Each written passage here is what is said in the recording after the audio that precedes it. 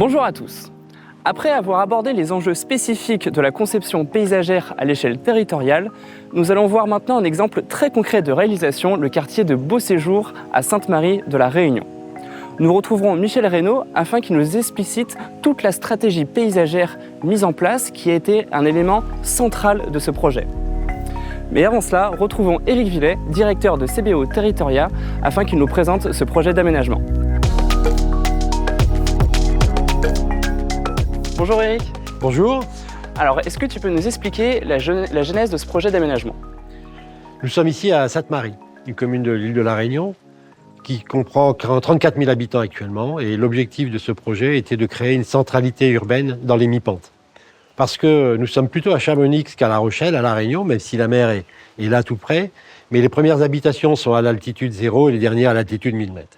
Et donc notre objectif était de faire qu'on puisse créer une centralité urbaine qui fasse que les habitants des Hauts ne soient pas obligés de descendre sur la bande littorale qui est asphyxiée au niveau de la circulation et des services. Ça, c'est le premier thème. Le deuxième thème, c'est de faire une ville de la proximité. C'est de faire que les gens puissent accéder à tous les services et n'aient pas l'obligation de reprendre le véhicule pour sortir de la ville et aller sur la périphérie.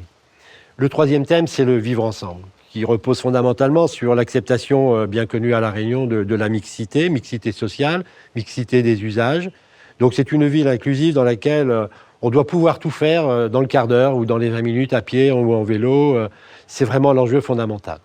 Et puis un enjeu écologique, bien entendu, sur la qualité des espaces et de l'occupation du site. Et d'ailleurs, plus concrètement, quelles ont été les ambitions environnementales de ce projet ? Alors, les ambitions environnementales ont été définies à partir d'une première étude, qui a été une approche environnementale de l'urbanisme, que tout le monde connaît maintenant en termes de pratique, et qui a été essentielle. Le projet avait déjà fait l'objet de plusieurs plans masse, de plusieurs simulations, qui ne nous satisfaisaient pas. On n'arrivait pas à bien comprendre comment ça allait fonctionner. Et le travail qui a été fait par l'équipe, Le Réunion notamment, a permis de mettre en évidence la nécessité d'une trame bleue, la trame hydraulique. Il faut savoir qu'il tombe ici 10 fois plus d'eau qu'à Paris en une année, qu'on a des pentes très fortes et que donc la problématique hydraulique est fondamentale. La deuxième trame, c'est la trame verte. C'est comment faire à partir du moment où on va demander aux Réunionnais qui sont originellement habitués à la case à terre, ce qu'on appelle chez nous, c'est la maison individuelle, le lotissement, de venir habiter en collectif. Et donc, malgré tout, les jeunes étant quand même dans l'aspiration à une certaine modernité, sont plus sur l'iPhone que sur la tondeuse.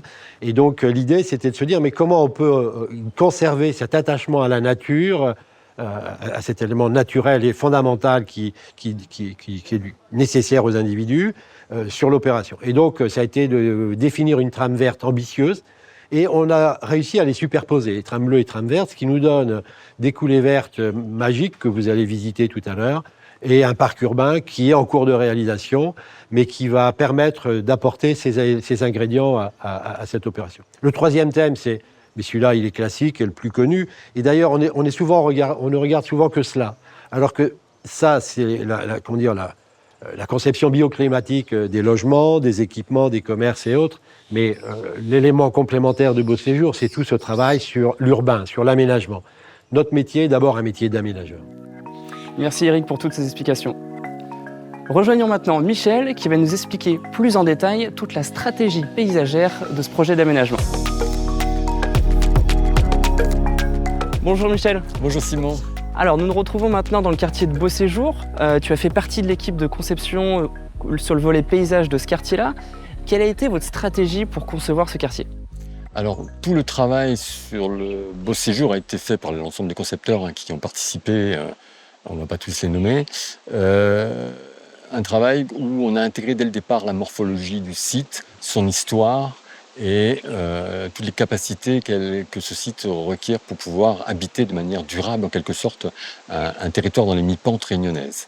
Donc c'est une situation particulière, c'est un grand quartier à terme, puisque c'est une véritable petite ville qui doit regrouper environ 2400 logements, des équipements de commerce, de bureaux, des écoles, et des équipements sportifs, enfin de loisirs, etc.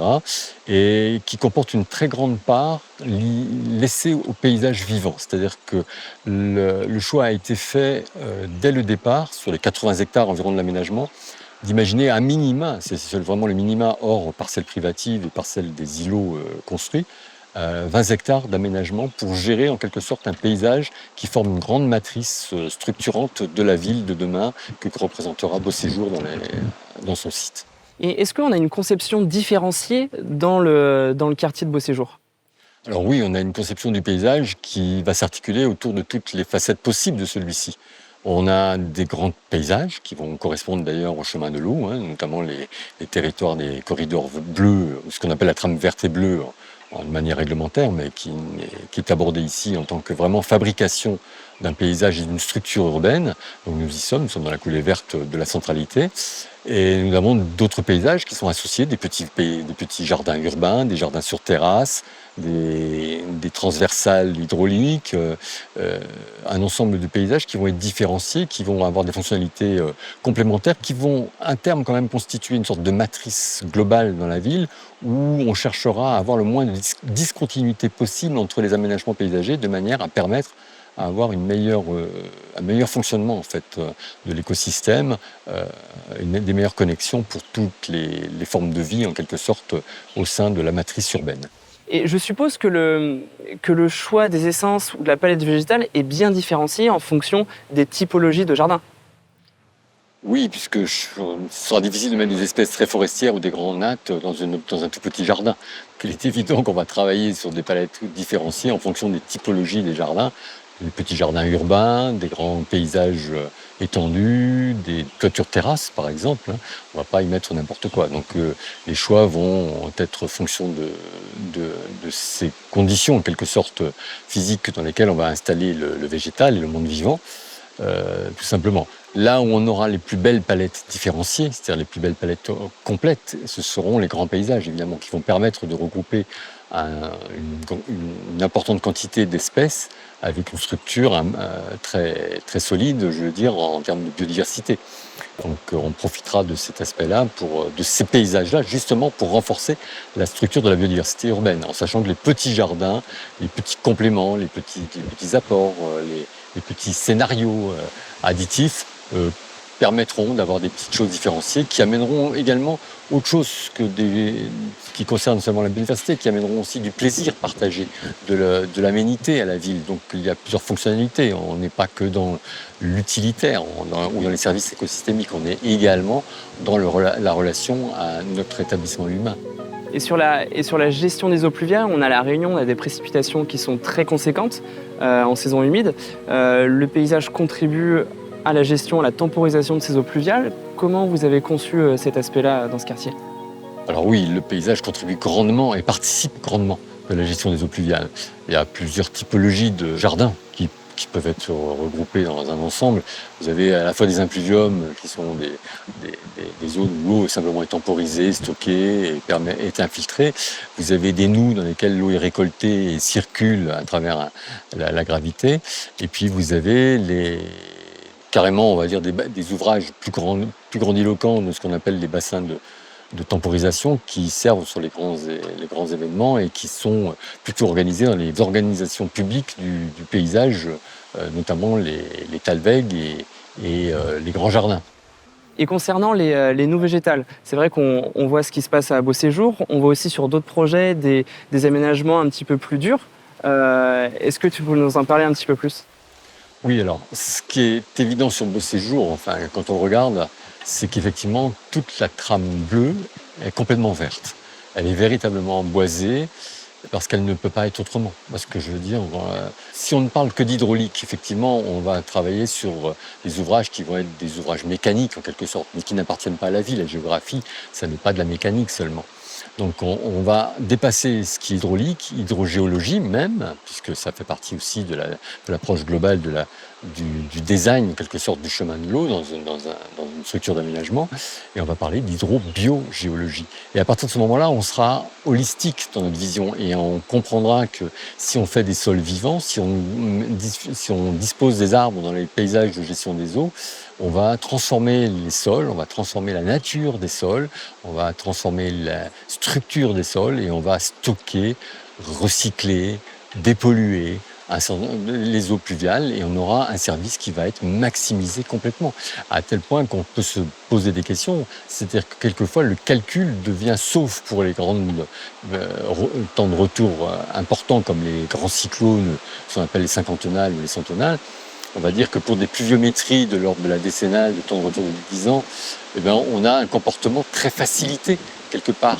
Et on se rend compte que ce qu'on oublie souvent, c'est que l'eau est un appui à la fabrication de la ville, l'eau est un appui à la fabrication de la vie, l'eau est un appui et le végétal est son allié, est son premier allié. Et il nous permet de gérer l'eau et de la rendre plausible au cœur même de l'établissement humain. On parle même, nous, au sein de l'aménagement, de mise en scène du paysage de l'eau. C'est-à-dire qu'en fait, on doit se réapprivoiser l'eau de manière à qu'elle ne soit plus un trauma et elle redevienne un plaisir et une évidence dans le chemin de notre aménagement. Merci Michel pour toutes ces explications.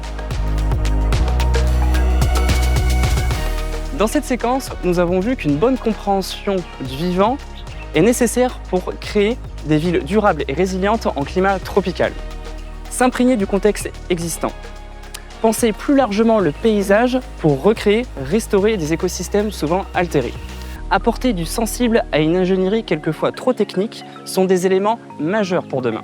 Le quartier de Beau Séjour est un bel exemple de réalisation permettant de subvenir à des besoins démographiques croissants tout en recréant un paysage vivant. Dans la prochaine séquence, nous aborderons la notion de conception paysagère à l'échelle architecturale.